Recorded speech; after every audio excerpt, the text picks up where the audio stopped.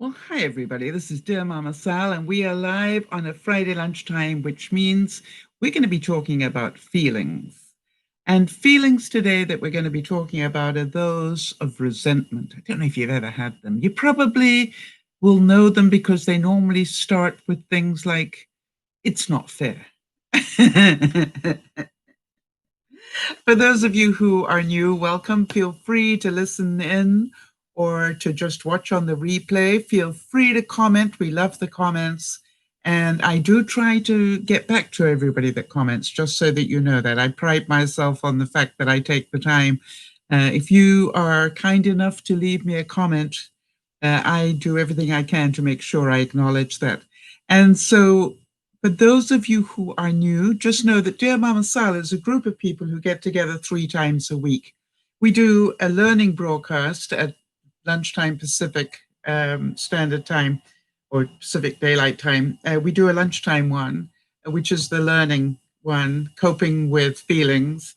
And then we do one in the evening, 7 o'clock Pacific time, on how to cope with less money in the kitchen. And then we also do a third one on Sunday afternoons at 3:30, and that one we call our Coping with Stress / Soul Sunday.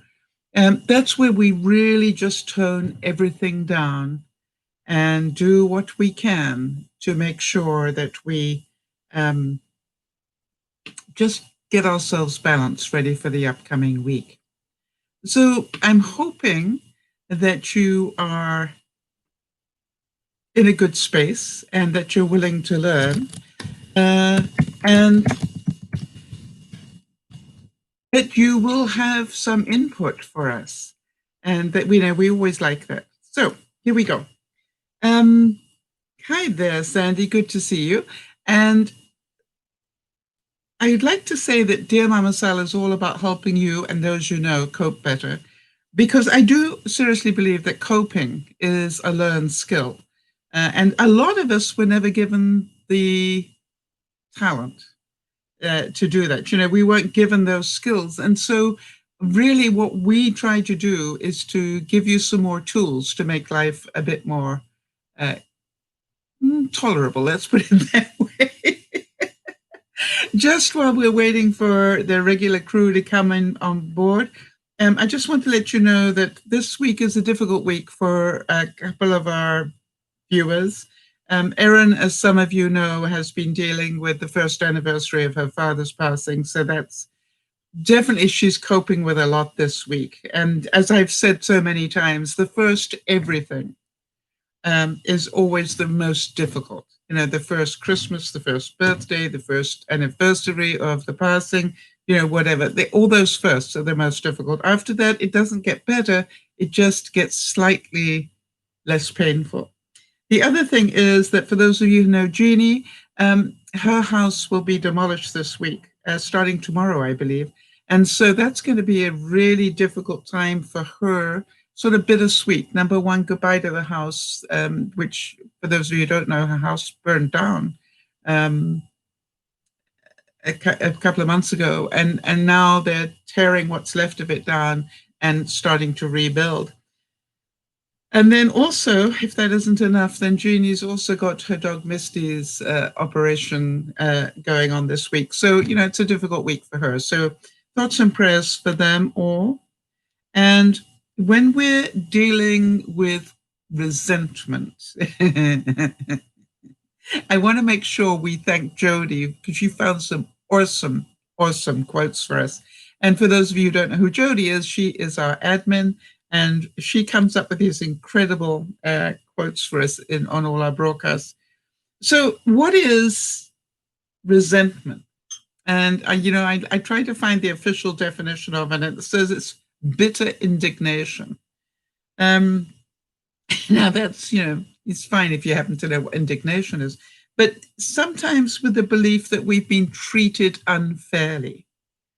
And I wonder if any of you have felt that.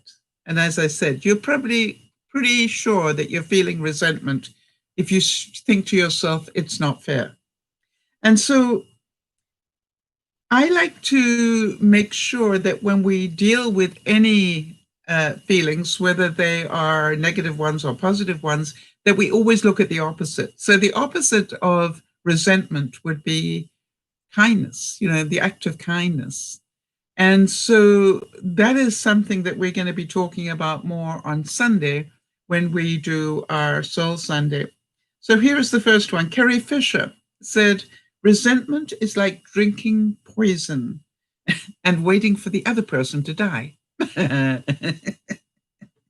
other words, resentment hurts us, doesn't hurt anybody else. It hurts us.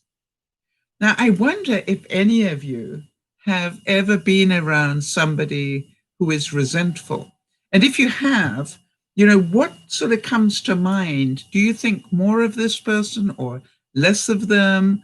I love to get sort of some feelings about this, because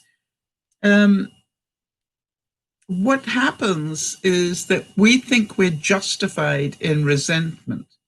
And yet what I've discovered is if you're watching somebody acting out in resentment, it's not always something that, people sort of appreciate. And so I just want to make sure you all get a heads up. For those of you who are watching in the shadows there, welcome. And a very, very big welcome to you. Feel free to just watch. We've had people who've watched for years and just got comfortable. Just if you do join in the chit chat, just to let you know that after the broadcast, I will take down the chat, but it will probably be, within the first hour. And sometimes I forget.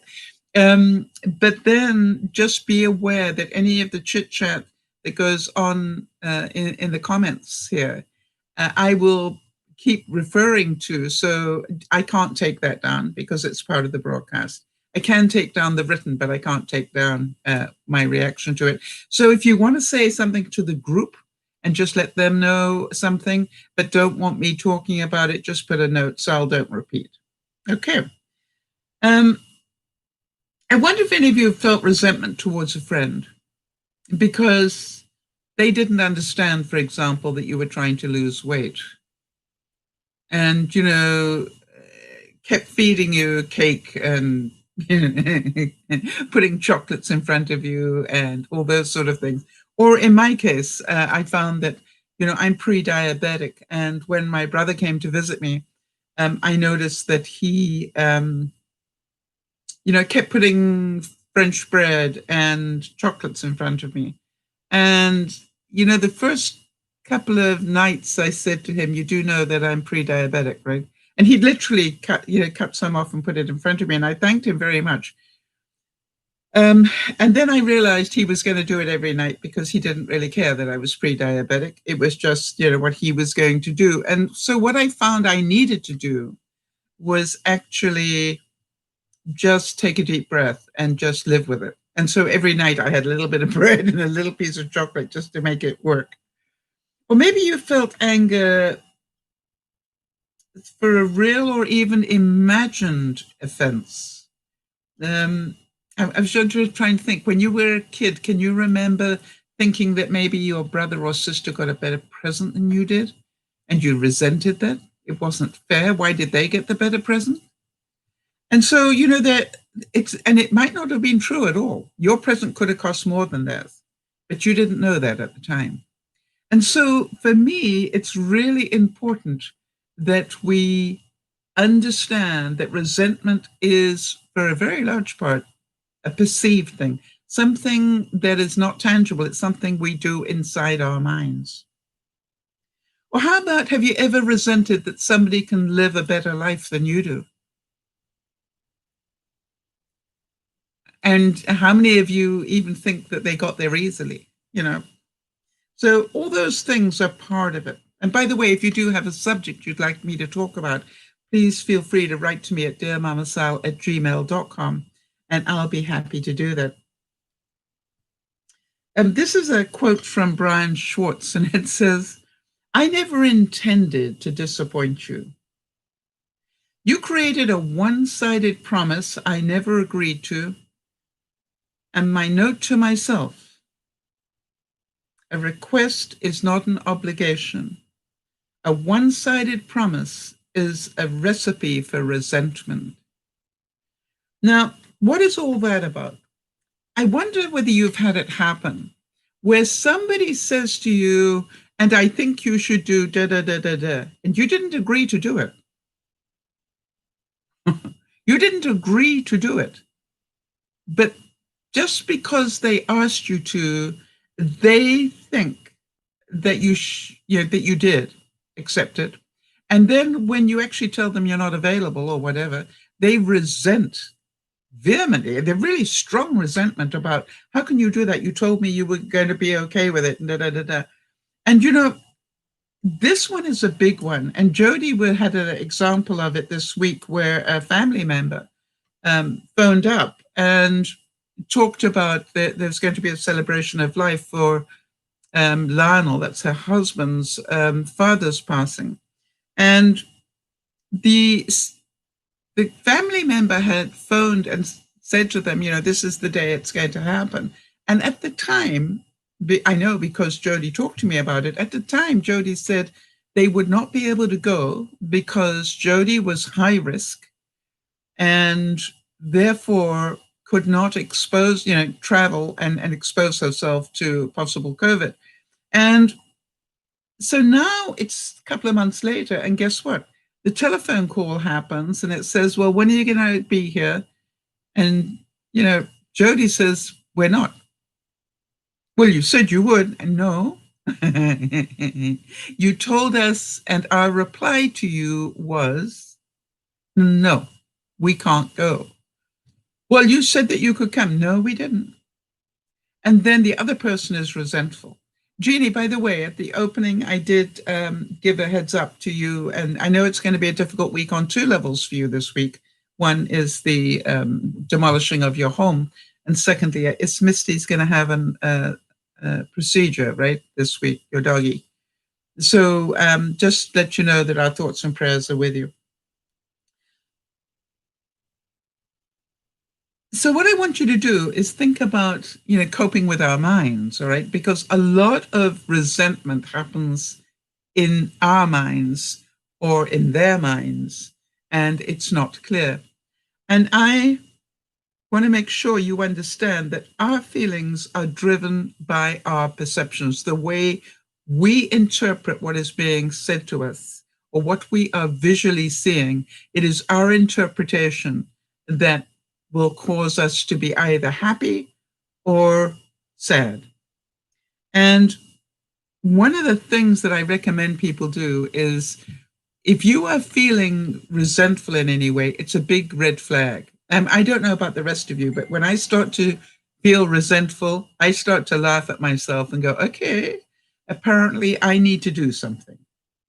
I just want to check because okay. Jody's just saying that she's apologizes for being late, but she's got a problem with her internet.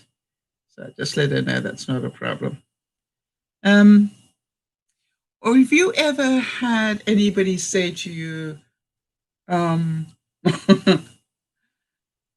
you told them, well, I didn't agree to that, and they say to you, well, that's not what I heard. And, that's a nice manipulation, isn't it? And what I found is that perception is very individual.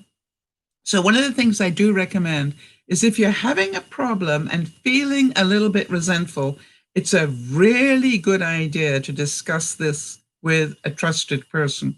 Now, a trusted person to me is somebody that is smart enough, when I say smart enough, but emotionally intelligent enough to be able to hear the story and sort of sort out whether the perception is valid or not.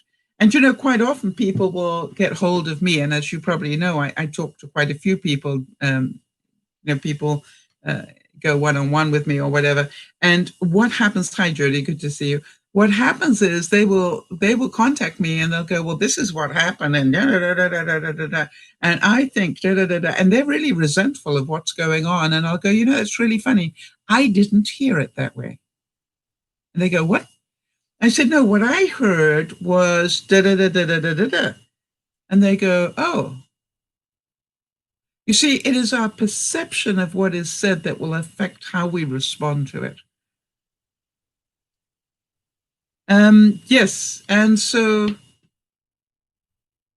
all right, so Jean is giving a lovely example. They just had people come to visit. Is their family, right? And they brought the new baby. The thing is that Jeannie and her husband York put down very strong boundaries. We will do this. We will meet you if we can do it outside, if we all wear masks, if we are socially distant. You know, they were really careful. Why? Both Jeannie and York, like myself, are in their 70s.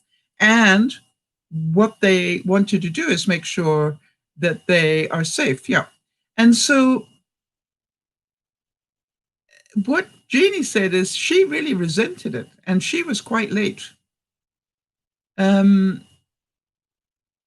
She was having a medical problem. I'm sorry to hear that, Jeannie. But they did eventually have some time together. And so, you know, did that cover up for all the funny stuff that was going on before, I hope? You know, I'm certain that as you left, you were glad that you did it, and you're glad that you got to see the little baby. And that you were able to actually get together. And that may be another thing, that some of you are getting resentful because, you know, the pandemic is still here. And by the way, I would recommend that you all do a quick heads up to yourself and say, am I still as vigilant about my protection as I was back in March? In other words, are you still being careful about what you're bringing into the house? And are you still being careful about rinsing your fruit properly, you know, and to make sure that it's clean, you know, wiping down your packages? I don't know about you, but I found recently that I have been a little less diligent is the word, I think, than I have been before. And so I'm smartening up. And I realize that as we go into the flu season here in the Northern Hemisphere, I understand those of you living south of the equator, you're going into summer, but we are going into the flu season now. So we've got flu upon flu. And by the way, I did actually talk to my pharmacist, chemist, if you happen to be in England. You know, I was talking to my pharmacist about when would the regular flu shot be available. And he told me in 2 to 3 weeks. And I'm going to get one this year. I don't normally, but I am going to get one this year because I'm going to do everything I can to protect myself from anything flu related. And I do understand that the regular flu shot is not going to protect me from COVID, you know, in case anybody thinks I think that. So one of the things I would say to you is if you think there is a possibility that what they said could have been misinterpreted in your mind, one of the things that you might want to do is check it out. You know, I often say that to the viewers. You know, when you're not sure, check it out. For example, you might say, let me make sure I got that right. Did you just say da da da da da da da da? Or did you just ask whether, you know, Lala and I will be available to come and do this? Because you do understand that the answer to that is no. You know, in other words, go back and then later in the conversation say, so what was your understanding about our response to you letting us know about this date? Make sure that they tell you what you said. That way it's crystal clear that they got it. I had a situation happen with one of my viewers yesterday where I had made a condition on something that was really important to me, that I would let them join a private group if they did A, B, and C. And the interesting thing was it didn't happen. And so I had to set the boundary and say, you know, excuse me, this was a condition of joining this special little group, and you're not abiding by the condition. And that's your choice. I understand that. But if you continue to cross this line, you know, I'm going to have to ask, you know, take you out of the group. Now, was I being nasty? No. And what I was being was clear, because that had been a condition of them actually joining the group. And luckily, they were not resentful. Luckily, their response was, yes, you did tell me that. Actually, I think they did try one run of, oh, I didn't know that. And I went, actually, and I repeated almost verbatim exactly what I had said, verbatim being word for word. By the way, I just wanted to let you know, how do you like the new location? You are now in my craft room stroke study stroke whatever. And those of you who know me well know that I do things with a purpose. And one of the things that I love to do is to challenge myself. For example, I noticed that this room was not getting tidied up for whatever reason. And I thought, what do I need to do to motivate me to get this tidied up a bit more? And I went, what if I started to do my broadcasts from here at last? This was the idea, because it made it easier to do the lighting and everything else. Jody loves the jersey. Remember, from 2016. That's why I know what year it was, because that was the number. From December, yes. And those are called limelight hydrangeas. They are leftovers from my previous house. I have them all around the house. I actually took, and in my storage shed here, somewhere I have 2 big bags full. Why? I wanted to make sure I would always have them.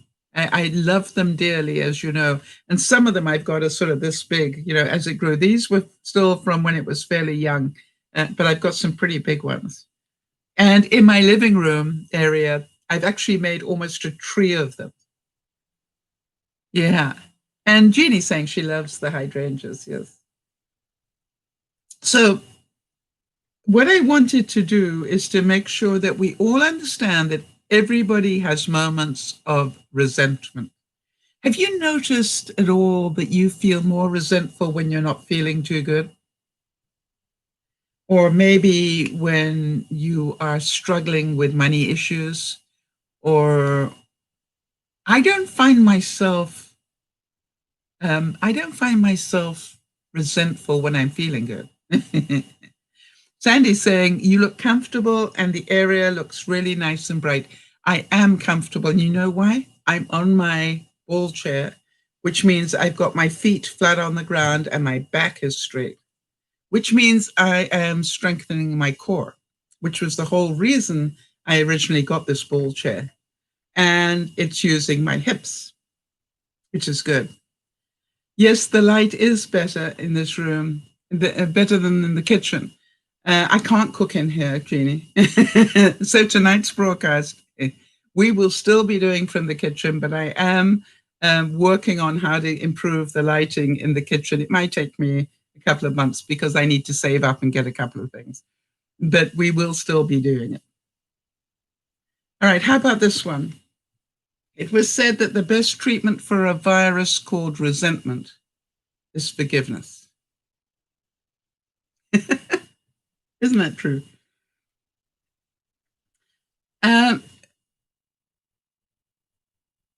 Yes, isn't that true, Jody? Jody's saying my patience is in direct proportion to my pain level sometimes. How about your ability to see things rationally? Is that also affected by pain? And for those of you, I just want to give you a follow-up. You will remember that I went to go and have 2 x-rays not so long ago. One was a CAT scan, which came out clear. That was of my lungs. It was clear, except that they then found that I have a small kidney stone. No, I don't have a kidney stone. I have a gallstone.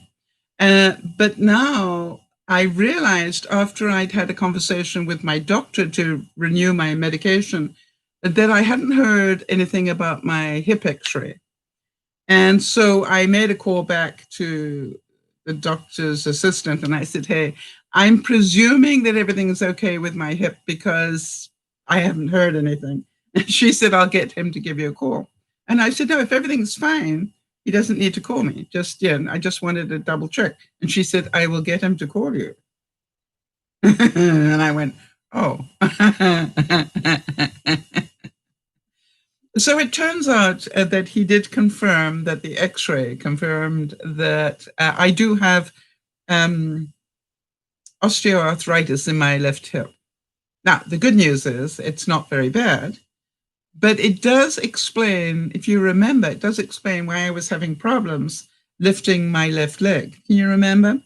But again, because I understand so many of these things are, if we are prepared and not scared, I was prepared to believe that it was possible that I had got arthritis in that hip. Right, that was it. So what I did months ago, before I even had the x-ray, I started to say, let me now research if it is arthritis in that hip, osteoarthritis.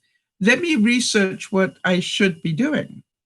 Now, I don't know if any of you have got it, and if you have, feel free to make any comments or leave comments in the replay. But, what I did was I did some research and found out that, yes, it's okay to continue my life and it's okay to continue to do exercise, just I need to be careful. And so one of the reasons I wanted to get back onto the ball chair was because, as you can see, it really helps me balance, right? Because it's using my core, but also the place where I normally sat to do the broadcast. Okay, I got to show you that because it's easier to show you than to talk about it. Was the futon. Oops. And the futon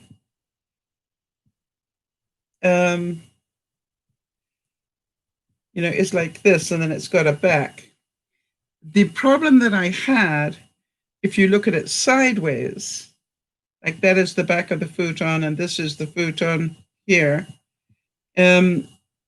What I found was that it was so low that when I sat on it,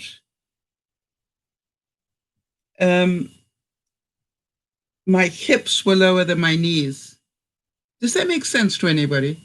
So that part of my back dropped down too far, and I was putting too much stress on that part, which is also why I believe it was causing more problems.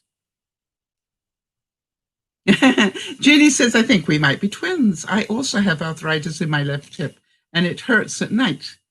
Sometimes I have spasms. Yeah. So the interesting thing is,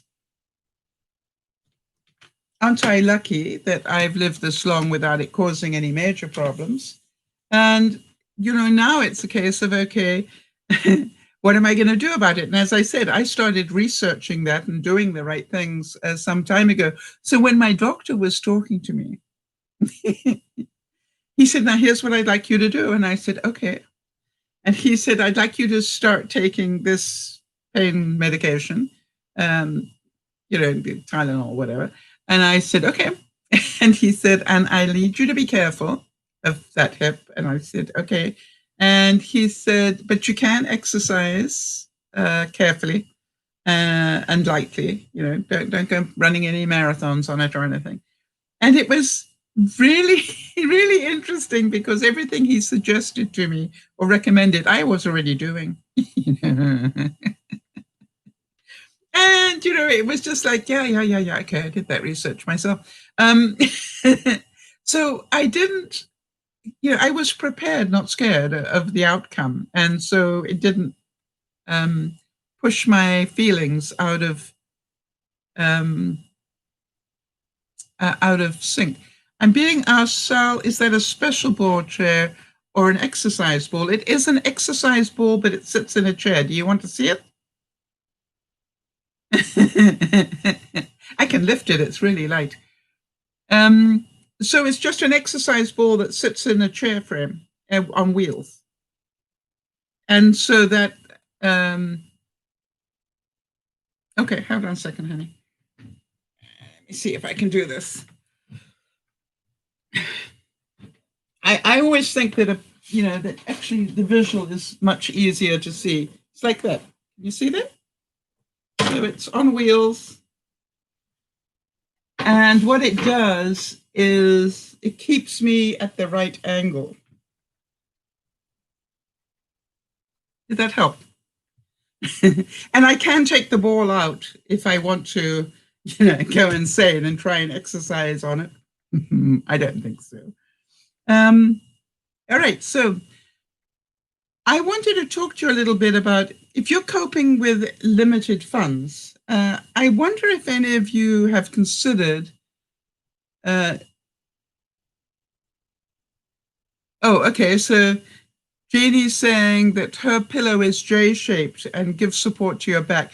Yes, you know what I do? I actually put a pillow behind my back and one between my knees so that it brings my leg up and it's not putting too much weight on or not too much strain on the joint.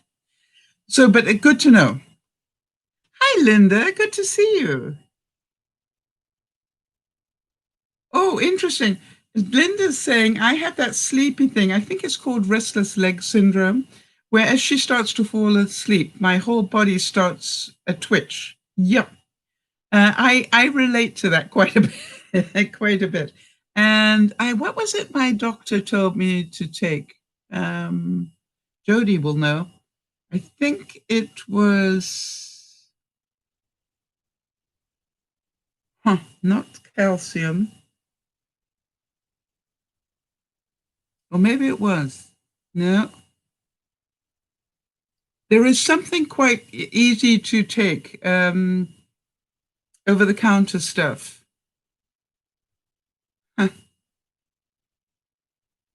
Potassium. No, I don't think it was potassium. It was something else. I'll find out for you, Linda, and let you know. But I could go and look now, but really.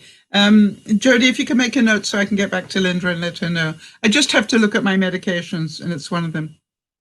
You take magnesium and potassium. Yeah, I think it was magnesium, calcium, magnesium. Yeah. And so, Linda, it does help me a bit. My leg still has a moment. And actually last night, every part of me had a moment. I think I got 2 hours sleep last night. I don't know if any of you have ever had that, where I was all ready to get a good night's sleep because, Friday is a busy day with 2 broadcasts going on. And then my mind woke up, and I'd been asking my mind to help me fix a couple of problems that were going on. And it was giving me so many different ideas. And I had to keep waking up and so I wouldn't lose the idea and putting it in my phone. And then I'd try to go back to sleep again.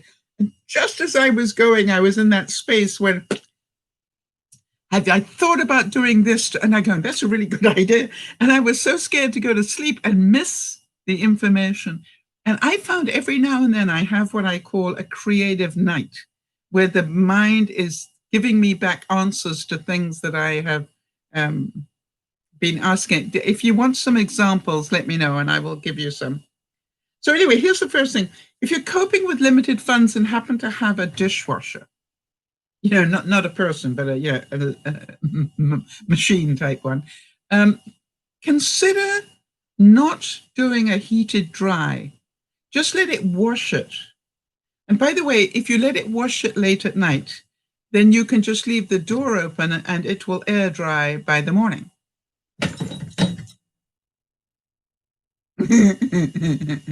That was funny. Anyway, so that is something I'd like you to think about, because it's amazing how much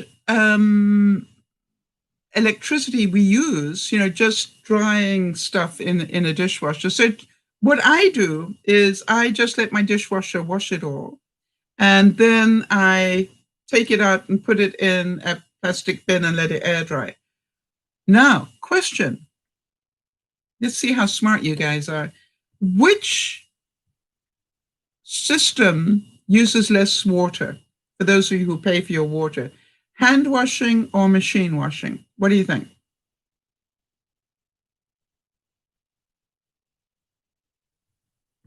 Something to think about.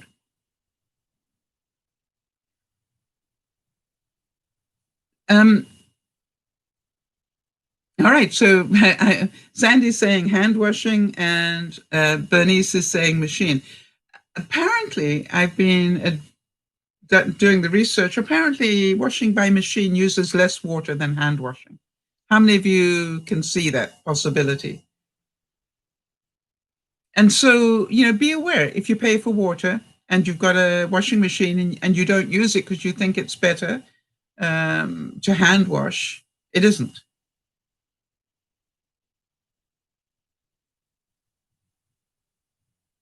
Yeah, Linda's saying it's almost a comfort knowing, oh, there is a twitch. Yeah, it's nice to know you're alive, right? I know I'm going to sleep soon. Yes, because it only comes in, Linda. Am I right? Just as you go sort of into that first stage of sleep. So that's so funny that you should say that. By the way, I find that I've got something that I go, I've noticed that I sort of almost start to snore before I go to sleep. And so, and I've worked on myself up many times, even though I'm sitting with a CPAP machine on. Yeah, it's amazing. And, Linda's saying her dishwasher is her partner. Yeah. And, I understand that. A lot of people don't have one, and that's okay. But I thought I'd just mention that for those of you who do have one. All right, so Sandy's saying we only use our machine every 2 days and we make sure it's full. Yes, so therefore you're not wasting water at all. And so think about that. I actually, mess up a lot of stuff because I make bread. And so therefore, things get pretty dirty. But I'm learning now not to try and wash them by hand. I'm learning to take the worst out and then put them in the dishwasher to clean. So how about coping with new habits? Have any of you taken on any new habits? I am definitely working on trying to drink more water. And one of the things, here's a nice little trick. I don't know how many pills you take on a regular basis, but between my meds and then my supplements and everything, I take, quite a few. And what I've learned is that for the longest time, I put 3 in my mouth and chug a lug some water and drink it. Now I don't. I put 1 in and I drink the water and swallow the pill. I put the next pill in and then take a big swig of water and swallow the pill. Can you understand? I am drinking that much more water every morning just by taking my pills. Jeannie's saying, I told York I enjoyed hand washing dishes, that it felt relaxing. And now he laughs at me because I use my dishwasher so much. Yeah. It's nice if you got it, right?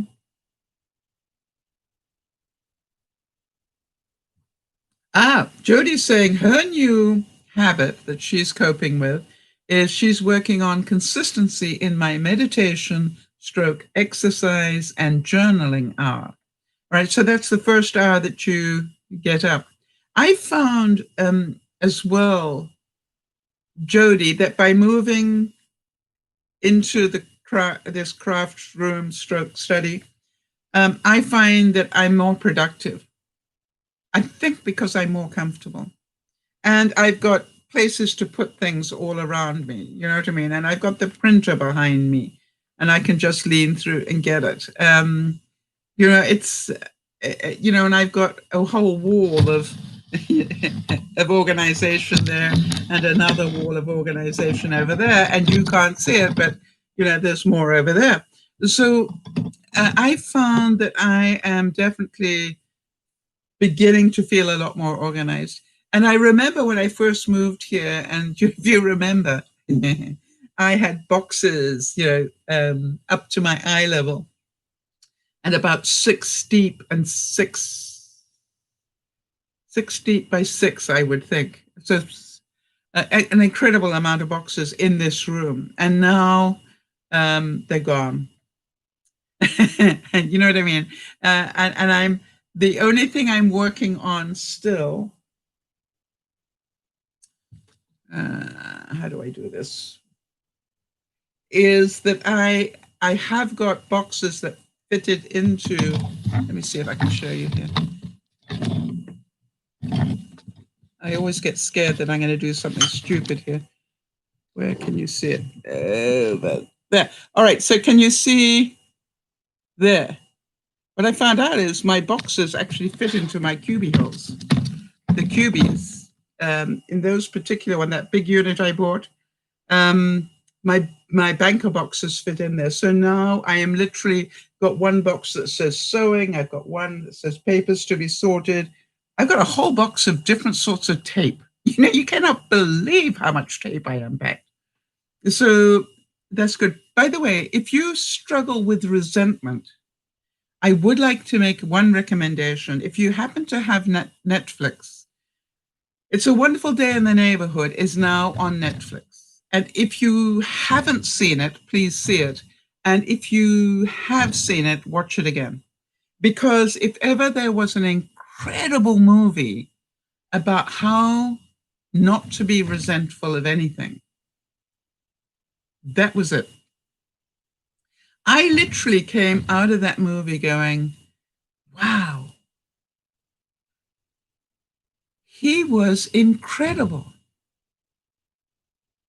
Really incredible.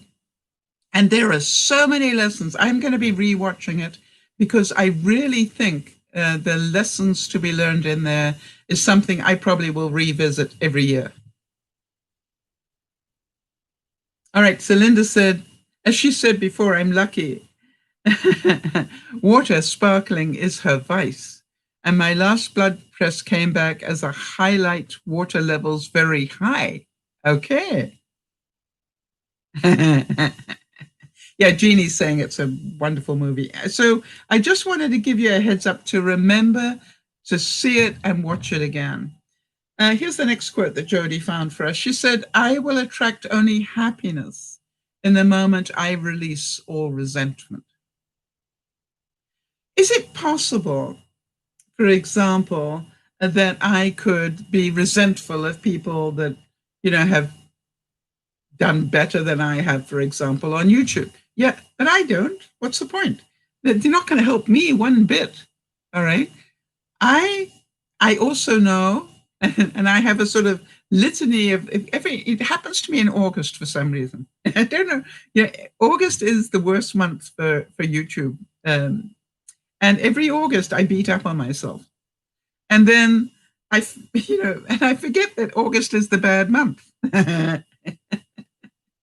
And now as we go into the fall, that windshield wiper video of mine, that's going to carry everything right up now. As soon as it starts to rain, I start to get traction on that one video. It's done over 250,000 views now. Can you believe that? And I wonder, yeah. Anyway, I'll find out before the next broadcast and let you know.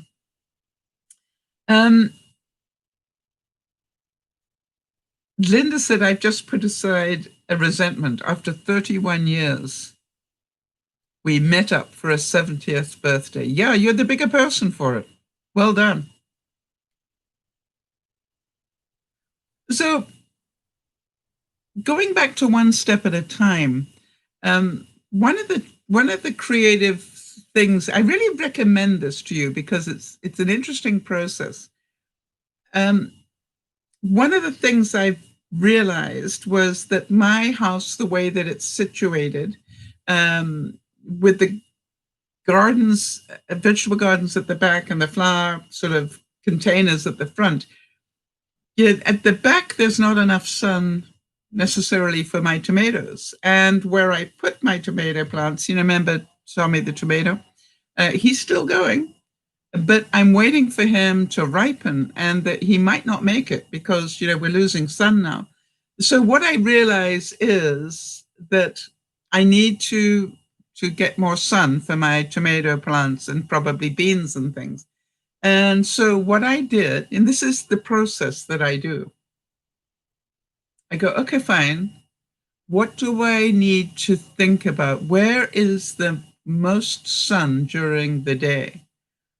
And what I found out is it's this tiny strip of land between my place and the next one. All right, and I've got this big deck, but then there is this strip of land between us.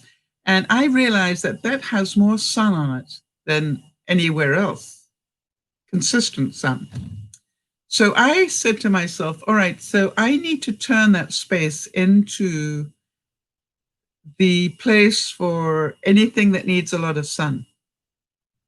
So, and then I thought, I wonder how I'm going to do that. And, you know, I left it. I just went, I wonder how I'm going to do that. Last night, one of the things that woke me up was I need to get some breeze blocks and just put them along that space, fill the breeze blocks with earth, good earth in the spring, and then plant my tomatoes in those holes in the breeze block. And I can build trellises up behind them and be able to do that. So I was quite excited about that. So, you know, now I'm researching the cost of breeze blocks, which is about $5 a piece. So I reckoned a nice row of those would be very useful. Jeannie's saying to all the Jewish viewers, it's Rosh Hashanah beginning tonight. So yes, very holy New Year. Yep. With Yom Kippur, Day of Atonement to follow. Yes, that's always an interesting one, isn't it? Now, I wanted to talk a little bit about, you know, what happened to one of our viewers. For those of you who know Nyasha, and that she lives in Tobago, she's been diagnosed with diabetes, and now here's the interesting thing. She lives in a country that does not help their citizens who have diabetes. And also, because it's, you know, sort of on the right-hand side of South America, if you like, the top right-hand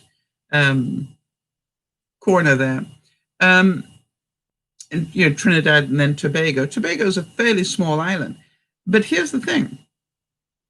Most of their cooking involves using sweet stuff. You know, a lot of the Caribbean dishes are very tasty, but they have a lot of, you know, very sweet bits to them. And so I thought that was so difficult for her. Okay, Linda's just saying movie night coming up for Nicholas. Hi, Nicholas. It's another Laurel and Hardy. He does enjoy those, doesn't he?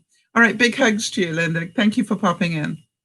So I was thinking how stressful that must be, because two things. Number one, the base of almost all their meals is rice, you know, as it is in a lot of third world countries.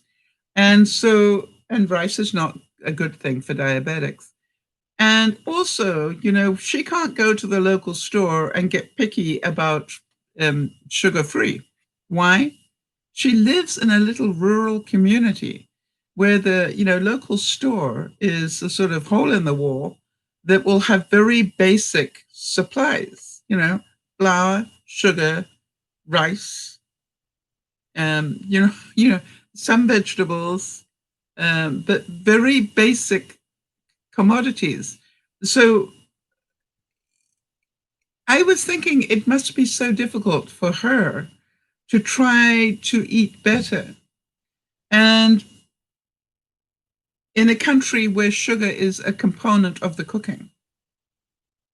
Can you imagine how difficult that would be? So, you know, we can choose, those of us who are pre-diabetic or diabetic, we can choose to go to the store and pick up diet pop or sugar supplement, sugar substitute. But she can't. And I can imagine that would make her quite resentful in some ways. But being resentful is not going to help her, right? It's not going to help anybody being resentful. So, you know, the only person being hurt by resentment is the person who's feeling it. So I'm really very proud of how Nyasha's dealing with this. And she realizes she's just going to have to eat less of these particular foods. You know, like 1 cup of rice is what she needs to work on and so forth. So good for her coping like that. This is one I wanted to discuss as well. I had to cope with quite a bit of frustration yesterday. I went out to go get my meds refilled, and as I was driving, it happened to be at the time when the kids are back at school. The kids came out of school, and we're talking teenagers that I was watching, and none of them were wearing masks, and they're all walking together and talking together, and they all went into a store together, a store that I won't be visiting. Because obviously it's one of those convenience stores where the kids like to go. Now, how many of you can understand that I was resentful of the fact that they are not conditioned to wear masks and to be more careful? Can any of you relate to that? But like everything else, being resentful of it isn't going to change anything. The only thing I can do is to be more careful myself. And how many of you can imagine that all those forest fires that are happening from California through Oregon and Washington, horrible, horrible fires? I never dreamt they would affect me. But the air quality here in southern British Columbia, where I live in Canada, has been horrific. It's like all that smoke got sucked up into my neck of the woods. And literally, I think one day in the last 10 days, I have seen clouds, the sky. I think it was one day that I took a picture for you guys to show you I could see a bit of sky. And so there's part of me that got a bit resentful, like, how come you're sending me, how come you're sending me your smoke? I can't go out walking now because of the smoke. Even my doctor said, be careful, Sal, it's not good for your lungs. And I could even smell the smoke inside my house. And so I don't have air conditioning. So then I needed to put I had to go and find air filters that I've got. And now what I'm going to do is to actually get HEPA filters to put behind, and thank you, Bernice, it was a great idea you gave me, is to put more air HEPA filters, that you can buy in the store for your furnace and so forth. I'm going to put more of those on the backside of my air filters. And so Jody's saying that angers me about the lack of masks, right? I've seen so many people out and about as if the virus never happened. All we can do is stay as safe as possible and be responsible for our own actions. Absolutely. And Nada, great to see you and glad that you're listening. We always love it when you pop in. I don't know why. You always fill my heart with joy whenever I see your name. It's just a funny thing, isn't it? Jeannie's saying, I've been working on more patience, not feeling resentment about how long it has taken to demolish our house. Yes, they may start tomorrow. And Misty has her operation on the 22nd. Yes, that's what I thought, for the removal of the cyst. So, you'll be in our thoughts and prayers this week a lot.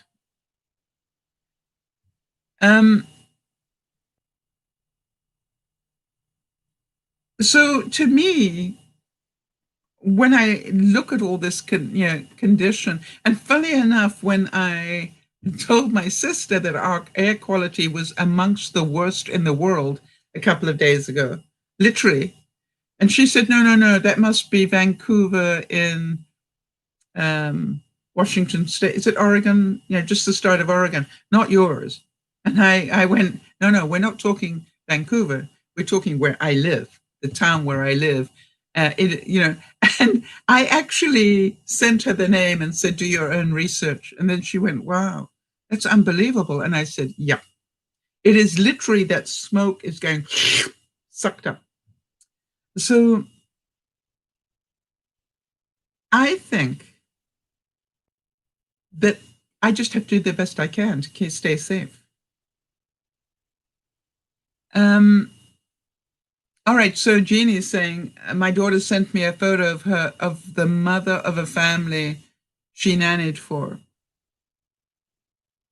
15 adult women, no social distancing. Yeah, you see, that's the whole thing. All right, and getting angry about it isn't going to change their behavior. You do understand that, right? Some people are just never going to realize what they're doing. And it's going to get worse before it gets better, in my view. So be prepared, not scared for that. Jody is saying about Nyasha and the sugar problem.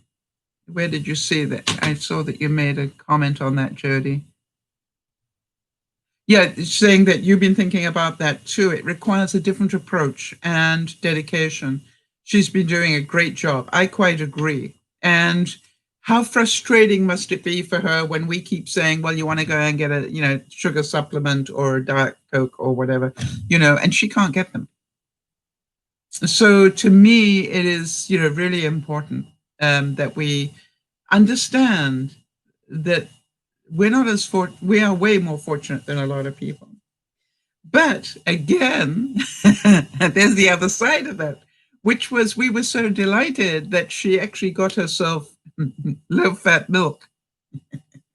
And then she said she was adding sugar to it to make it taste better. And it was like, really? So we got some work to do still.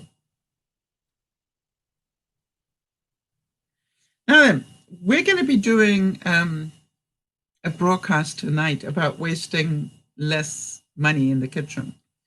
And I know that some of you actually picked up on what I was doing last week, and I hope you've had some fun. What we're going to be talking about is, more and more meal prepping, easy meal prepping, and you don't have to spend money to do it. You just need to get creative. And I thought I would show you different ways to do it that make it easy for you. And that you don't have to spend money necessarily, unless you want to, of course. Donna Goodard said, your body would not get sick if you held no thought of resentment. It is neither good nor bad of itself. If we hold on to anything against anyone, we will suffer ourselves. All right? If we hold anything against anyone, we are the ones that suffer. They don't, we do. So when you look at it, can any of you think of when you have been resentful? Anybody got a story they can share?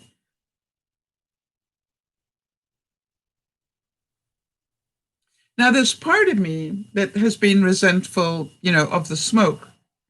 I wish you could see me when I go out.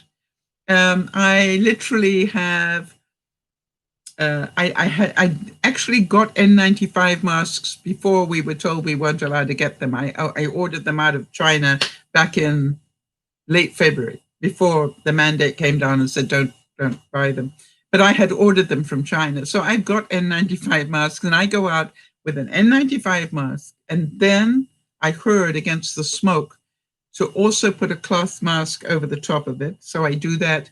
And then I've got, I love these. Have any of you got this thing? So, and what I love about it is I can go shopping with my mask on. And when I actually want to be heard, I can drop my mask and they can see my mouth move. And then, I can put it back again. And so it's a very clever thing. See this? So when I go out to go down to my post box, I've got 2 masks and a shield and my glasses. So it's about the best I can do. It's just like, and what I've noticed is, of course, I'm not getting my steps in every day because I'm not out in the garden getting those steps in. And I started to get resentful, and I'm going, yeah, being resentful is not going to help you get more steps on.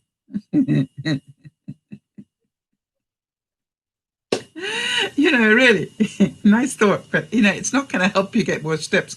Doing something is going to help you get more steps. So I've got to make another plan in case this hangs around. But the good news is it is down to 133, the air quality today, which is still not good at all, but it's a lot better than it was. It was up to 200 one day. Jody's saying, I was resentful when the recent lymphoderma flare-up put 25 pounds on you. Yes, I can imagine that. It took a few days, but I accepted the reality of it, and I am taking on the challenge to get back to where I was. It is what it is. Yeah, being resentful of lymphoderma putting 25 pounds on you didn't shift any weight at all, did it? It's the same thing. And when you can get a sense of humor about it, Jody, which I know you have, right? It's the same thing as I got so excited this week because, I've been trying to get, I've got a goal, a weight goal that I've been trying to hit all year. All right. And I think I've lost 14 pounds now. And if you imagine this was the goal line like this, I came down from up here and then I bounced. I've been bouncing along this line for how long? 6 months probably. And then this week I did it. I dropped below the line. And what I had to be careful of is not to eat to celebrate it. I had to be quite careful yesterday. It's like, okay. But and this is now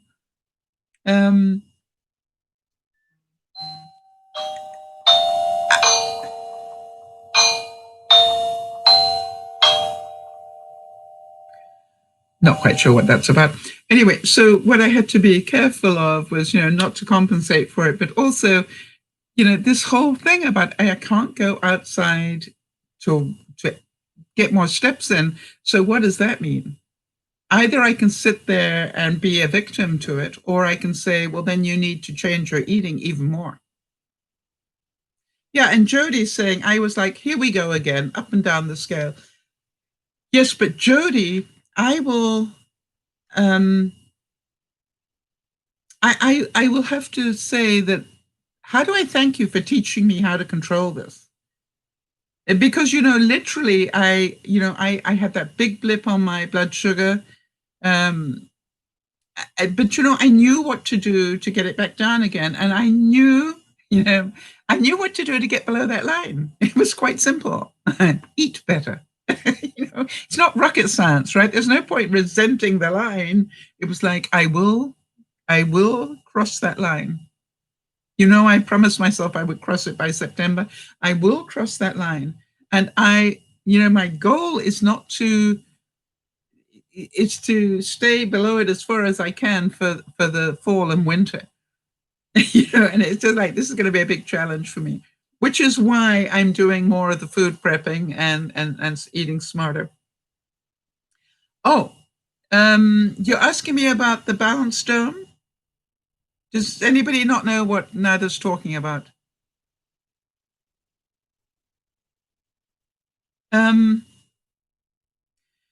I want to tell you how much that has helped me, Nada. All right, and Bernice is saying, I know what you mean. Thanks to all of you. I just figured out I can halve my salad and lessen the stuff and still have a fully balanced meal. Yes. You see, Bernice, that's what we've been trying to teach Nyasha, but I understand where she's coming from. You get so scared and then you want to change everything immediately, but you've got to work at it slowly and find out what is good for your body and what isn't. Let me just get the balance dome. Hang on a second. But I do want to tell you something. It works. Hold on.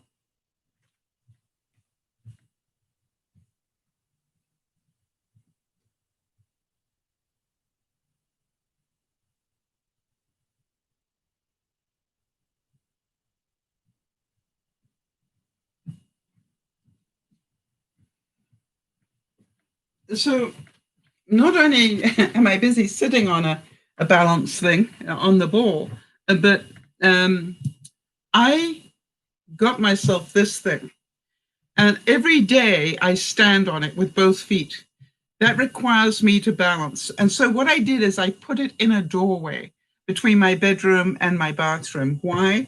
Because if I'm slightly off balance, I've got support on either side. The question was, where did I get it? I will give you the link. If Jody just gives me a reminder, I will put the link in the notes below and make sure that you know. But here's the thing I wanted to let you know, Nada, that it was less than $20, I seem to remember. But boy, I am amazed what I can do on it already. And now I actually stand like this, put one foot on, put the other foot on, take one foot off, take the other foot off, and then 2, 3, and then put this foot there, then put this foot first, then this one, and this one off, and this one off, 2, 3, then this one. You know what I mean? I just keep changing it, and I can do that now, and I am pretty balanced. I'm amazed. I couldn't have done that 2 weeks ago. And so it's all about, what are you going to complain about it? Are you going to be resentful about things, or are you going to do something about it? So what I want everybody to remember is, being angry about it doesn't fix it. Crying doesn't fix it. If I want to drop to the next line, the only thing that's going to do that is if I eat more healthily and get more exercise. And if I can't get the exercise, I need to eat twice as healthily. Makes sense. It's just like, it's not rocket science, right? Steve Maraboli, I love quotes. Thank you, Jody, for finding one of his, because I do love the way this guy thinks. Steve Maraboli said, holding a grudge and harboring anger or resentment is poison to the soul. Get even with people, but not those who have hurt us. Forget them. Instead, get even with those who have helped us.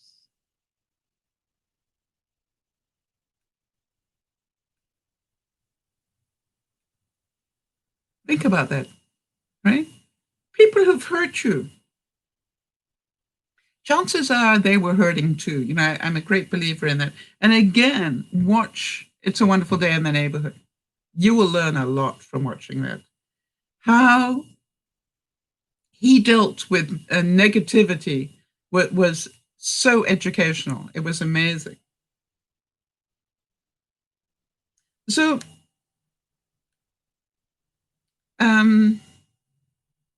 wanted to talk to you again. I think I mentioned to you that I've got a situation, somebody I know, the only time I see them is if I actually go and visit them. And I got quite resentful of that unless I got out of my house and went and visited them, I did not get to see them at all, right? They never came to visit me.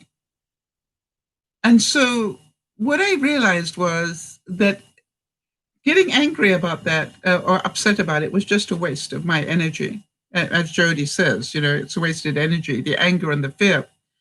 I would rather put that energy into a solution than spinning my wheels emotionally. Absolutely, because you've grown with your emotional intelligence. So the same thing, as soon as I feel that resentment, well, it's not fair, why am I the one that always has to?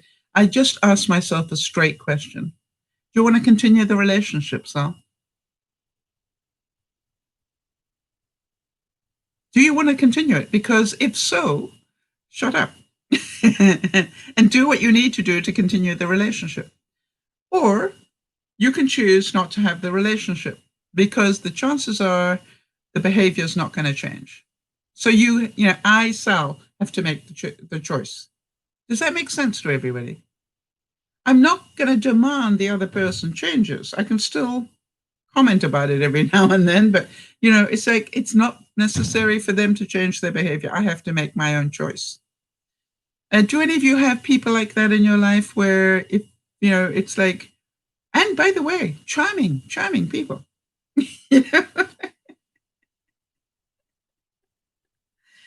All right, Susie Kazem said, beware of those who are bitter, but they will never allow you to enjoy your fruit. Isn't that true? Have you noticed how negative people are not happy unless you're agreeing with their negativity? Have you noticed that? Now then, here's my next heads up for you. Okay, let's see here. Bernice is saying, I have 3 best friends. One I still love and we're good. One is in and out unless I talk to him. And one stopped being friends because she's toxic. Yeah, that takes great courage to do that, Bernice. It takes great courage to let go of a toxic person. And is there any way you can explain in what way was she toxic? Yes, Jeannie is saying negative people attract more negativity, but there is a difference, right, Jeannie, between somebody who is in pain, emotional pain, and somebody who's just being negative. To my way of feeling, it's a not everybody means to be negative. They just have never been taught how to deal with it. Jody's saying, I have a few in my life that I think their opinions are always right. Right? And if you don't agree, there's the door. Running hot and cold emotionally, we get punished if we don't agree. Yeah, and you remember what I've said, Jody, time and time again. One of the reasons I love my friend Marnie is that we can sit, well, in the days when we could go and have lunch together, we could sit and have lunch or dinner together, and we would pick on a topic and we'd come at it from 2 completely different sides. And we could go, blah, blah, blah, blah, and then she, blah, blah, blah, and then, blah, blah, blah, blah, blah, blah, blah, blah, and at the end of it, go, wow, great discussion, thank you. It was like, that's all it was for us. We never took it personally. It was just like she go, blah, blah, blah, and I go, yeah, but have you thought about blah, blah, blah, blah, and then she go, yeah, but have you thought about blah, blah, blah, blah, blah, blah, and that's how it goes. And at the end of it, we both learned a lot and moved on. I didn't ask her to change her opinion, and she didn't ask me to change mine. Nada's saying, I let go of 3 toxic high school best friends.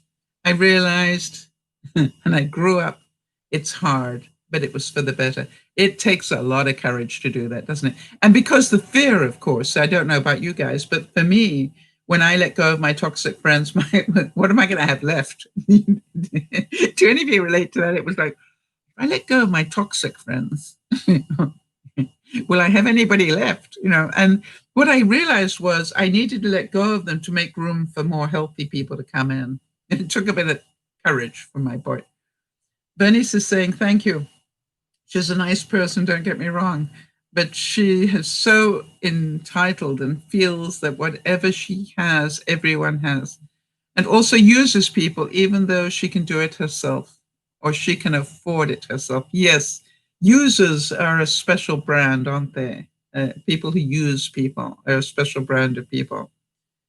But mind you, it's up to us to set the boundary that doesn't allow us to be used. So we know that one as well. And Jody's saying, I appreciate the value of a friendship that can offer and deliver the diversity of opinion. That's gold. Yeah, I love it when I can have a discussion and I can differ, but I don't get attacked. So the thing is, do you attack other people when they have a different opinion to yours? So, maybe it goes both ways, right? Ned is saying, I only had me and the pets for a while. I'm sorry to laugh, Nada, but I so relate. I really do. But there is hope. The other side of that tunnel, there is hope. It takes a little while, and the problem is, let me tell you a story here, Nada. I used to be involved in leadership training of young people, and when I did this weekend away, I literally have to tell you that we probably created an environment where the young people grew up about 10 years in 4 days. If you understand, they would come to me and go, so do I have enough time to go? And I go, I have no idea. Do you?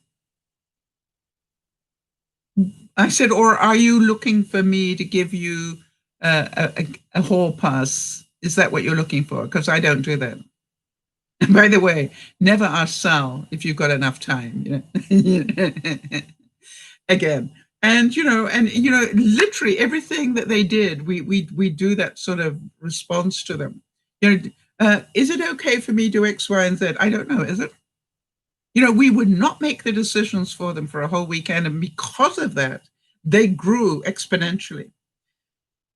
But what we had to do, and I used to do this before they left, is I literally say to them all, I want to warn you about something. You're going to go back into an environment that is basically 10 years younger than you are right now. And so you're going to hear people ask these stupid questions, and you're going to roll your eyes. You will forget that 4 days ago you were asking the same questions. You will clean forget that. But what I want you to do is not to judge them too harshly. They didn't have the benefit of this weekend. So be fair here. And if you're smart, pay it forward. Teach them what you know. And it is amazing how many of the young people contacted me later and said, you were quite right. I thought I was going to go insane. All these stupid, childish questions. And I went, but you were asking them 4 days ago. Yeah, but I'm different now.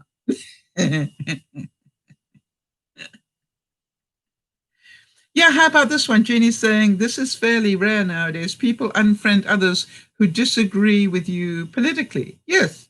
And I'm amazed how many viewers I have lost because I disagreed with them politically.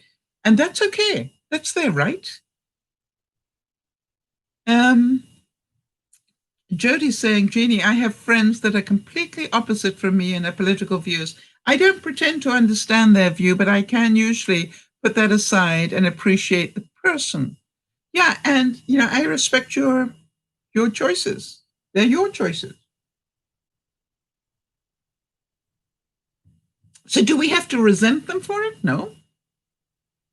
I think, again, our challenge is to learn our lesson. Our lesson is to be able to let them make their own choices. Whether we think they're insane or not is, not the point. It's just like they're entitled to their opinion, people. The same as we are. And how about coping with change?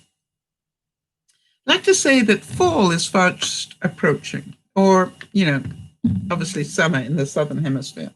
So how many of you have already put away your summer clothes?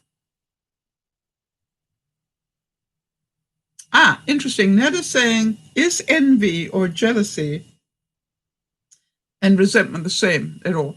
They have a root cause, Nada. They're not the same. Resentment is when, but it has the same root. Do you know what I mean? It is your stuff, your emotion, your negativity. So one of the things I always heard, Nada, it was a great story that I heard told once, which is, some wife complaining to her therapist that, when my husband goes to a party, he chats everybody up and does this, that, and the other, and blah, blah, blah, blah, and she's really moaning. And the therapist said, stop a second, I want to ask a question. And she said, what's that? And she said, when you first met him, was he the life and soul of the party, and that's what you were attracted to? And she went, well, yeah. And he said, you want him to change? So he's been like it all his life. He's always going to do that. It's who he is. You change, not him. You see, you used to think that was a compliment, and you felt very proud that he picked you. But now you hate him for it. Think about that. And I went, oh, that's a good point. I like that. Yeah, Jody says about the differing opinions, she said, I'm guilty of wanting to shake them from time to time. I know what you mean. They probably want to do the same to you as well. And Bernice says, I can't put away my summer clothes because inside our house on the 3rd floor where we are is an oven. And we really can't open up anything because it's baking in here and it's cold outside. I totally understand. So, but what I want you to do is to start, and I just thought I'd let you know how I'm doing mine if anybody's interested. Jeannie's saying, I respect the opinion of others, but look at what's happening in the US when people lack respect for differences. Yes. And that is the whole thing, all right? That we need to celebrate diversity. Yeah. Okay, so here's what I do on the changing seasons, just so that you know. And I'm not saying it's the right way. I'd like to know how you do it. What I do is I take a grocery bag, a Safeway bag or whatever, and I hang it on a couple of hangers, so that it's got plenty of support. And then what I do is, as I wash things now, before I put it away, I go, is this a summer thing or is this a fall thing? And then if it's what I call definitely a summer thing, like shorts now, it's getting past time for shorts in my neck of the woods. So I'm just folding them up and putting them in the Safeway bag. All right. And then when it's full, I put it into the summer bag. I've got a what I call the rotating seasons bag. All right. Now then, I will keep my tank tops for the fall. Why? I'm inclined to wear tank tops and a cardigan in the fall. So I don't put my tank tops away until winter. Does that make sense? But, my white cotton capri pants, they're going in now. It's nearly October. I know I'm not meant to wear white past Labor Day, but, I hang on to every bit I can of summer. Really. I don't care what anybody judges me on that one. Really. It's like, as long as I can wear them, I still will, but it's getting to the point where it's not a good idea.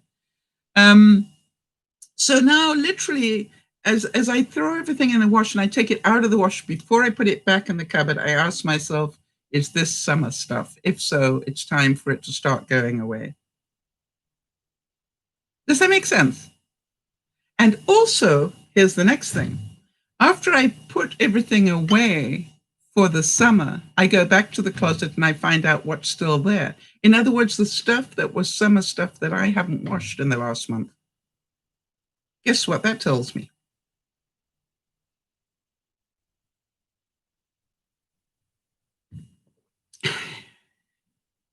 Maybe this goes in the donation bag now. And so I will look at it. How many of you look at those extra things and go, why haven't I won that? I would have to breathe in too much. And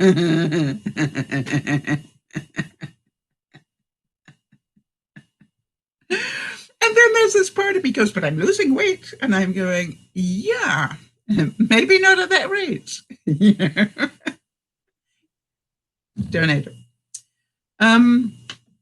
But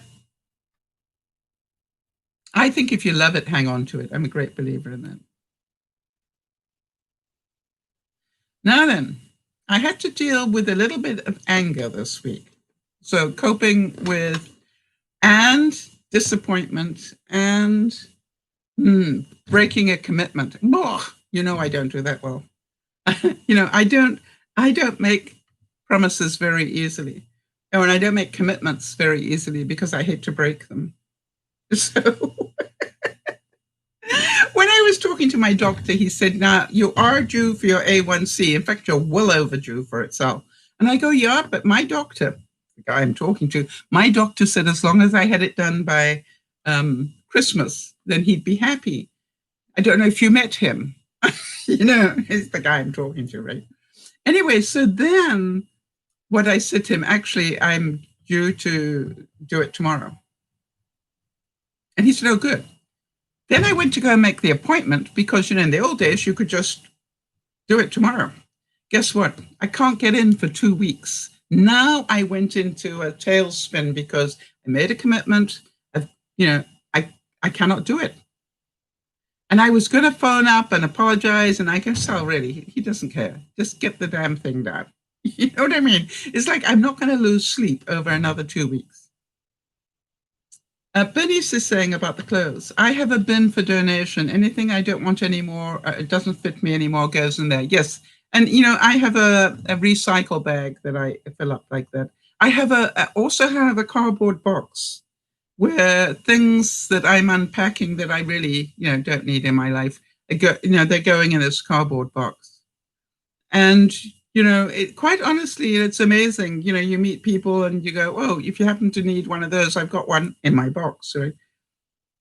And, every about once a season, I call the diabetes people and tell them to come get the box. Jody's saying, I have clothes from about 3 different sizes hanging in the closet. I'm hanging on to those clothes I wore 100 pounds ago. It's not a good idea because it opens the door for me to go back to. Yeah, you know something? I totally get it, though, Jody. I totally get it. Yeah, Sandy's saying the same thing. I finally made an appointment to get mine. Sandy, well done. We did it together, all right? And the earliest you could do it was October the 1st. I think mine is on September the 30th. So yes, that's how far ahead they are. Okay. So I thought I'd talk to you about that. Donald L. Hicks said this. She said, at the heart of all anger, all grudges, and all resentment, you'll always find a fear that hopes to stay anonymous. Now, this one requires a higher level of emotional intelligence. This one about at the heart of all anger, all grudges, and all resentment, you will always find a fear. See, whenever you have a negativity of any sort, it's linked to a fear. And I'm pretty certain that some of you are beginning to see that. Some of you are beginning to go, what am I scared of here? What am I scared of here? How many of you heard me talk about I need to invest some of the money I got from selling my house before I spend it? You've been listening to me talk about that for 7 months. And, I realized that the reason I haven't done it, yeah, Bernice is saying, I'm usually scared of failure. You see, that's what I'm scared of. I don't have the sort of money where I can invest it and lose a whole stack, right? And still be happy. This is my money. It's all I have. I need to be careful with it. And so I realized that what my problem was my fear that I would make the wrong decision. Okay, do any of you relate to that? And the other thing is my fear that I would tie it up and wouldn't be able to get to it to help somebody, because that's part of who I am. I get my jollies out of helping other people.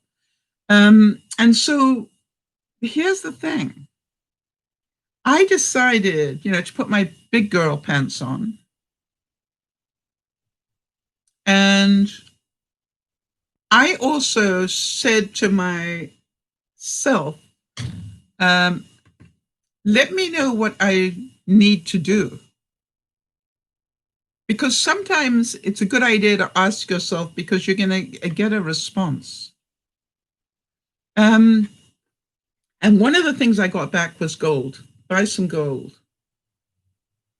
So then I went, but if I buy gold, then I got to get a safe deposit box. And, I found out that that's $60 a year. So that's money down the drain. But on the other hand, I still think I'm going to do that. I'm going to buy some gold, not a huge amount, but some, just in case. Gold, I think, is always a good investment when the times are not good. Because what happens is people will come out of stocks and bonds and buy gold, which will drive the price up. But my question was, what if Mr. Trump gets back in again? What will happen to the market? And what will happen if Biden gets in? You see, either way, it's going to affect the markets. And it's going to affect them totally differently, probably. And so what I did, listen to this one, I actually made an appointment to talk to my financial guy at the bank.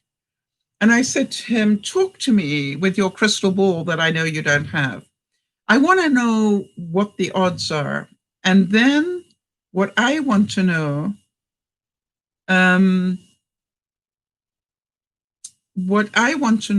is, this is my fear. That's what I told him. This is what my fears are. What's the safest way for me to do this? And, I had quite a really intelligent conversation, but I needed to own my fear. Does that make sense to everybody? I didn't need to be embarrassed about the fact I was scared, about what's going to happen in the next couple of months. And so then I went, okay, fine. What I've done is I found a way in which I can invest the money, but if I need to get it out, I can pretty easily. But it also is, making far more money than it's doing at the moment. And that's the way I'm going to go. And I will put some, I'm still haven't quite decided about the gold, but that is what I got back, that I need to put some money in gold. So I probably will still do that, which means I need to spend the $60 a year to have the safe deposit box to put the gold in and, get a hidden safe. Something? Getting a hidden safe will probably cost me the same amount of money, so I might as well do it at the bank where it's far safer. That's my feeling. I did think about that. So can you understand there's I believe there's always a good reason why we procrastinate. All right. I've always said that. I as you heard, I wrote a full day seminar about the power of positive procrastination. And one of the things that I kept saying is if you are procrastinating about something, you have a good reason for doing that. It's boring. You don't want to do it. You don't know what to do. And I said, all those are good reasons. The trick is, what do you need to do to get past that? And that is the whole thing. What do you need to do? And so you understand, I wrote down all my fears about this investing thing and said, how do I overcome those fears? I need more knowledge. And so I discussed it with a couple of friends of mine who have more knowledge. And then I discussed it with my banker as well, right? You understand? Until I started to get even more comfortable. Yes, and that was the thing, Jeannie, and I quite agree with you. Even if the market fluctuates, which it will, probably, then I just need to wait it out. It's just like the only time I'm going to lose money is if I try to pull something out. And, if the market has fluctuated. So, and I still believe, even if the market fluctuates, it will be making me more money than it's doing sitting around doing diddly at the moment. Make sense? So I'm just ready to make that call now. But it's taken a long time, hasn't it? The other thing was that I realized that I was so caught up in the move and everything that happened with the move, I was scared that my mind wasn't tracking properly. I wonder if that makes sense to any of you. And therefore, I didn't want to make any rash decisions either. It was like, hey, I know I can lose some money because I haven't invested it, but that's okay with me. Bernice is saying, that's what I've been asking myself. Why can't I finish our house? And the answer is, what am I going to do after that? I can't get a job yet. And I'm scared of nothing. No. Oh, I see what you're saying. You're scared of having nothing to do. So you're not rushing to get the house tidied up too much because it's something for you to do. And Sandy's saying, I always have a good reason. I'm the queen of procrastination. Okay, Sandy, here's my question to you. How does it feel? Are you proud of yourself that you procrastinate so much? Does it make you feel good? Does it make you feel, yay, I accomplished something? Or are you always beating up on yourself because you still haven't done it? Jody's saying, that happened to me every year with my medical insurance paperwork. I procrastinated because it's daunting. Last year, I made a plan to do it one bit every few days. instead of attacking the whole pile. Yes, and again, Bernice, I have to thank you so much. Bernice got into this habit, and I don't know why she did it, but I cannot thank her enough. She would send me a little picture of what it was she was about to work on, and it was just a picture, all right? And it might be of that little corner right there. And she would take a picture of it and go, that's what I'm going to work on, Sal. And I'd go, okay, yeah, I'd look at it and go, okay, fine. And then, a few days later, she'd send me a tidy picture. And I go, look at that. And it brought me such joy. But you know something, Bernice, I know you probably won't believe this, but you sending me those little pictures has taught me something I have wish I had known a long time ago. I now literally sit or walk through a room and I go, what picture am I going to take in my mind? All right. And I will look around the room and I'll go, that bit there upsets me. And I go in my mind like this. And I go, okay, that's my picture. And that's the bit I focus on this week. So I want to thank you for the gift, Bernice. I'm sure you never dreamt that you would give me one, but thank you. Because I literally am doing so many things. Now, one of them, Bernice, just so you know, is that I have a problem when the rains come, and winter is coming. When the rains come, the drainage around my house is not the way it should be. And so I literally went outside, Bernice, and I, in my mind, replayed the movie of where the water traveled, in the winter. Where did the water go? And it cuts into my carport and does all sorts of things. I'm going, I don't want that to happen. So then I took the picture and went, that's where it should not go that way. It needs to go that way, right? And then I went, how do I get the water to do that? And I was thinking when I took the picture, and then I tried to imagine it. What would I need there? I'd need to build a little dike of some sort, right? And I was thinking maybe I can fill plastic bags with earth and make, like sandbags to divert the water a bit. And that was, I was thinking, well, that's quite a good idea. But I thought picture-wise, that would look a bit messy because, I'm always doing the picture now. And so when I went to bed last night, one of the things that came to me in the middle of the night, Bernice, was, what about those cut off bits of wood from where you redid that planter, that big planter box? I've got 6x6 logs, pieces of wood, right? And I thought I could wrap those in plastic so the wood doesn't get too wet and just put those to divert the water. Just one of those would be pretty good. And that made me quite excited. So you know what I'm going to be doing tomorrow, don't you? But it may be raining, but that would be even better because the good news is I'll be able to find out if it works.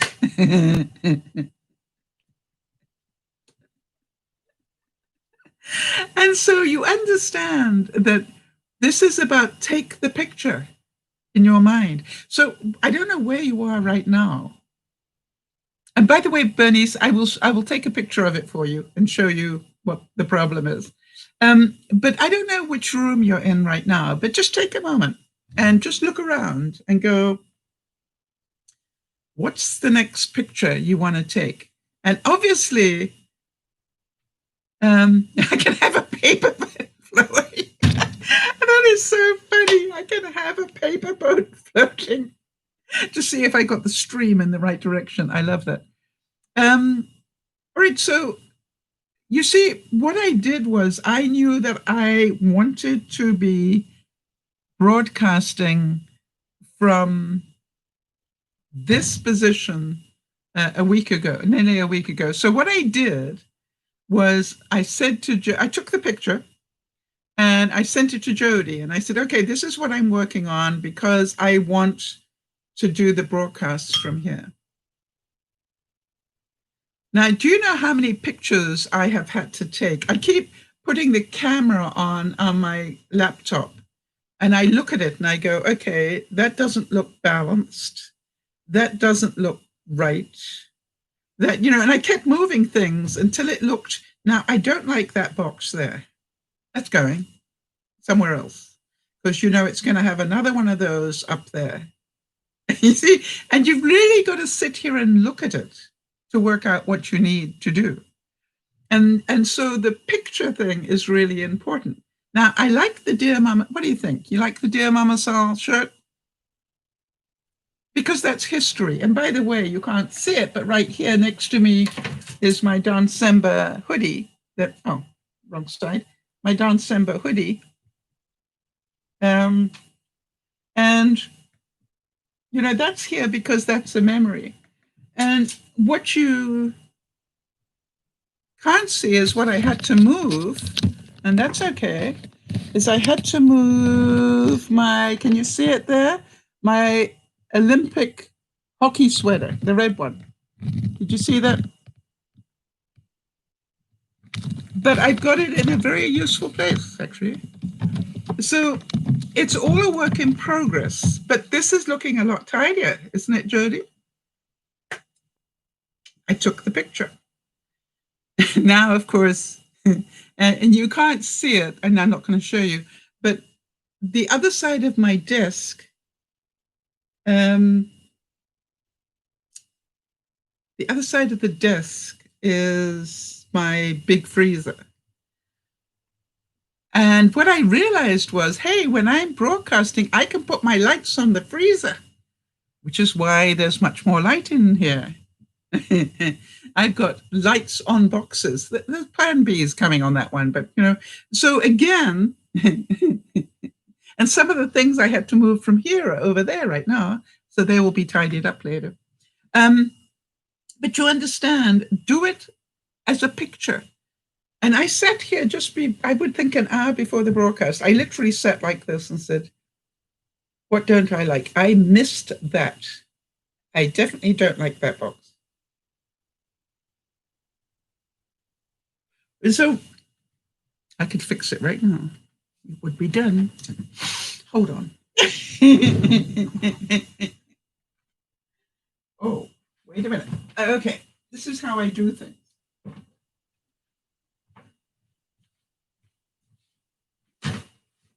Because the first thing is I need the right color. Oh, it's 2 boxes, not 1. Okay. And they're both empty, by the way.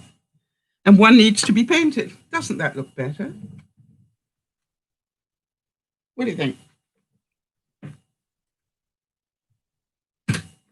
So,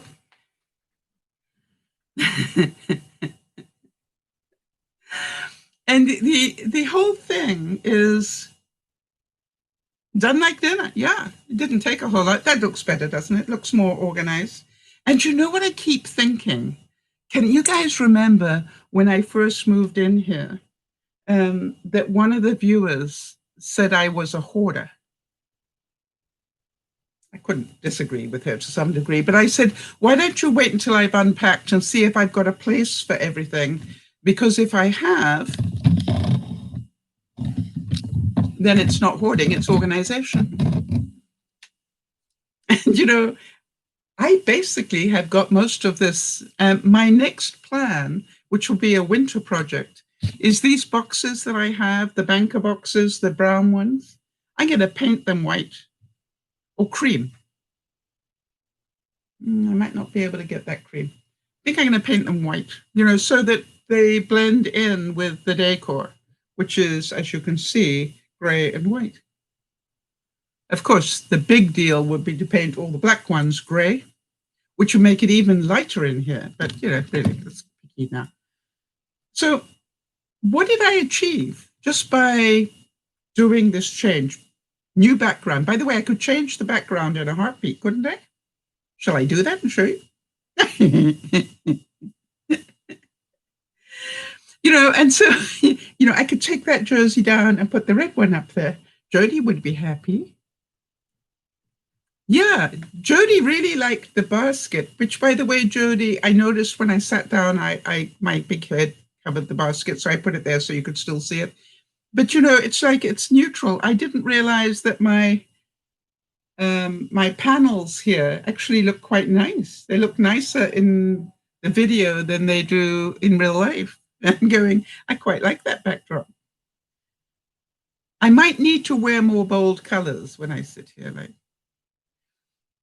And so, it's just like I've got the ability to change the background every week if I want to.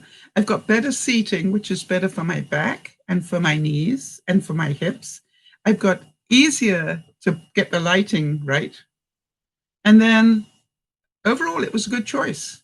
I'm glad I did it. And Bernice, again, thank you.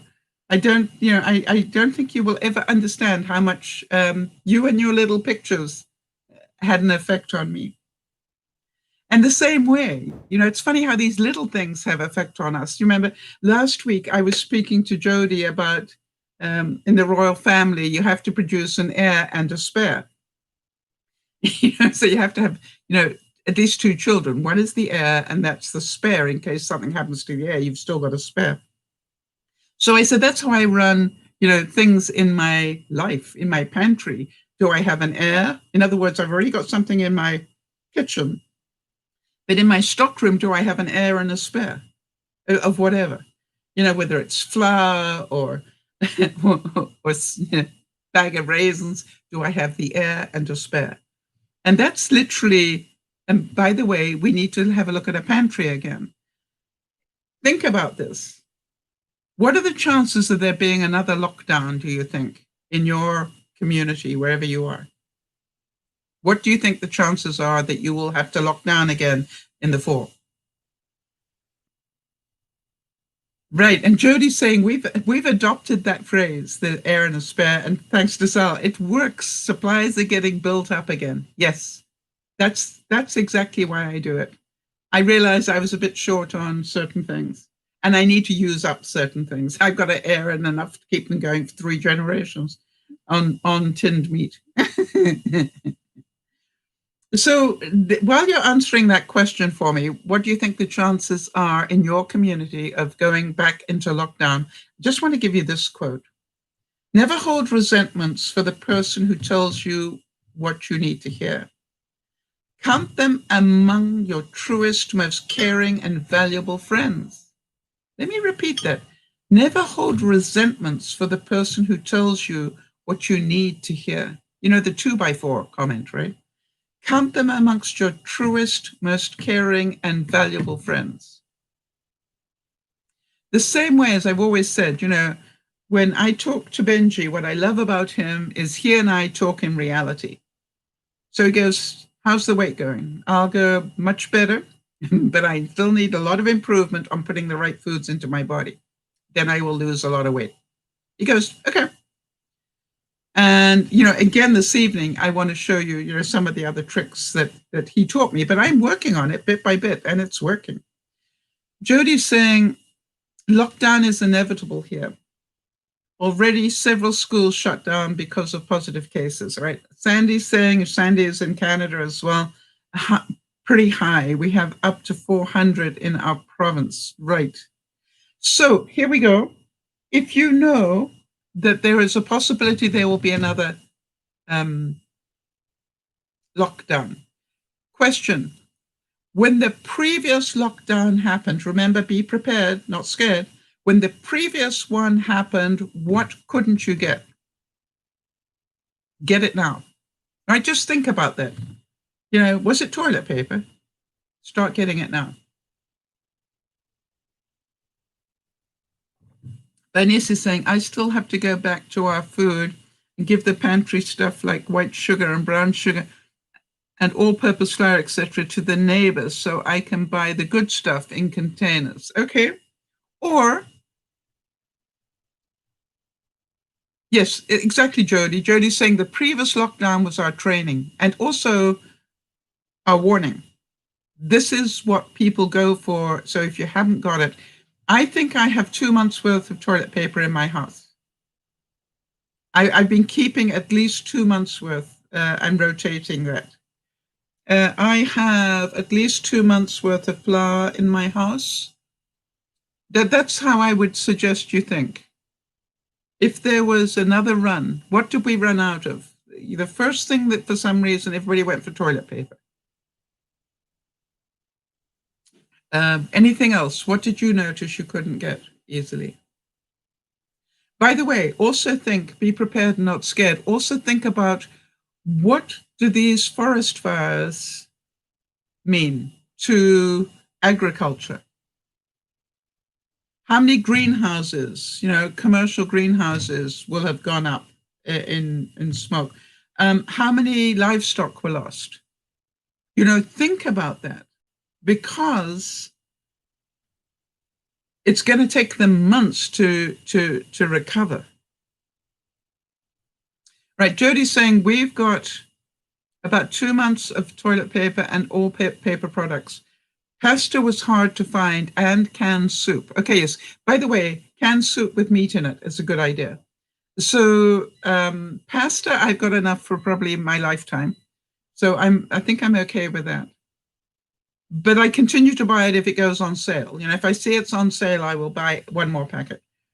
Bernice is saying, I have a huge Costco package of 2 toilet paper and 2 paper towels. We have water supplies. Food-wise, I just need to figure out what I can have. Yes.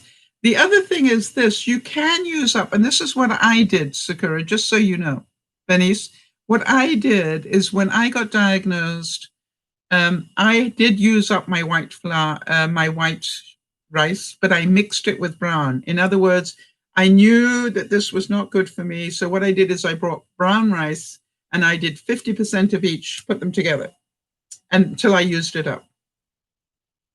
Water was difficult. Yes, that's a good point. Good point. So maybe stock up on some water. There's big water bottles if you've got room for them in your place.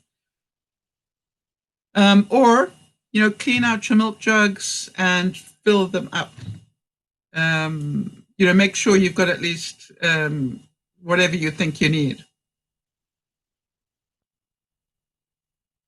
I'm pretty lucky, unless we have a power failure, that we're on a well. So water isn't our issue unless we have a power failure, in which case we don't have water or electricity. So, that's the downside.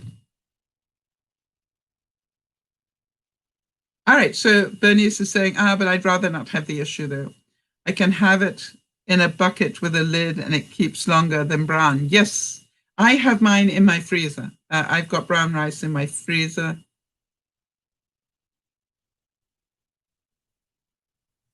What about the sugars? I still have them. I still have my sugars. You know why? I know I will do Christmas baking. And, I still have, I know it's not as often now, but I still have guests who do take sugar. So all I've done is I packed it away into my storage area, hoping that eventually, people will be able to come and have sugar.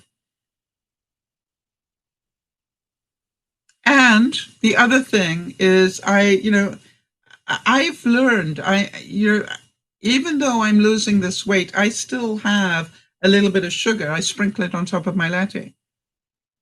I do a mix of brown sugar and stevia type stuff. And I just sprinkle it on top of my coffee, right? So it's up to you what you do with them, right? You can give them away. The temptation is gone.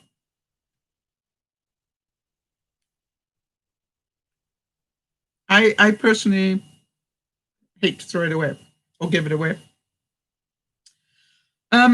And coping with better food, I want to tell you my commitment to meal prepping, I believe, brought me down below that milestone target. And, I'm looking forward to showing you some more of what I'm doing tonight. How about this one? Charles F. Glassman said, the elimination diet: remove anger, regret, resentment, guilt, blame, and worry. Then watch your health and your life improve. get rid of anger, regret, resentment, guilt, blame, and worry. Remember when I realized I had made a commitment to my doctor that I couldn't keep? Immediately, that part of me that keeps commitments went into the hamster wheel. And I went, stop, get off the hamster wheel. It's not going to be the end. I'm sure he's got more important things to worry about than the fact that Sal is 2 weeks late with that A1C. All right. He's going to get it in 2 weeks. Yeah, he'll be fine. And by the way, if he makes a comment, you can tell him the truth. I made the call immediately and I had to wait 2 weeks to get it done. So Bernice is saying, now I don't feel bad because finally I have cubed sugar. Always wanted to have them and play with them. I saw them when I was a tiny kid on the Madeline show. And ever since I wanted to have it. Actually, I have cube. Does anybody else have cube sugar in the house? I have some too. I've had it for ages. Sugar doesn't go bad, right?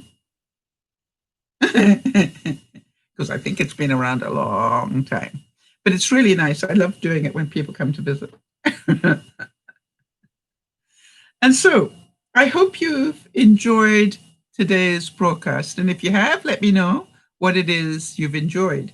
By the way, for those of you who would like to help me, please feel free to write a comment when it goes onto the replay. You feel free to write a comment there to let people know what you really enjoyed about it, so that they know what's in there. And how about it? White sugar doesn't go bad as fast as brown. I didn't know. I thought it lasted forever. I don't think it goes bad. No, I don't think so. I think it's like honey. Honey lasts forever. And that's why it's a really, if you can't get sugar, get honey, because the two of them last forever. However, from my experience, half a teaspoon of honey, do not take it and then take your blood sugar. I nearly had a heart attack. The other thing is, think about what you don't want to live without. So now I am busy, for example, Jody confirmed that sugar will last indefinitely. Yeah.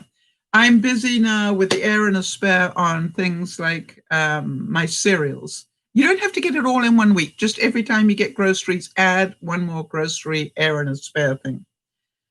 Bernice is saying, I did enjoy it. I realize why I'm procrastinating. Yay. And what I can do after. I play with the stuff I want to play with and procrastinate till I finish the house. Yeah, you know something? We all do what we want to do, and we don't do what we don't want to do. So I hope you've learned a couple of things. I hope you enjoyed it. I hope I will see you this evening at 7 o'clock Pacific time when we save some more money in the kitchen, which means I need to go and tidy up the kitchen now.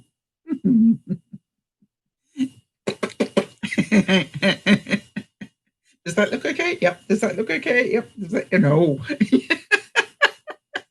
This is Dear Mama Sal saying, resentment is for the birds, really.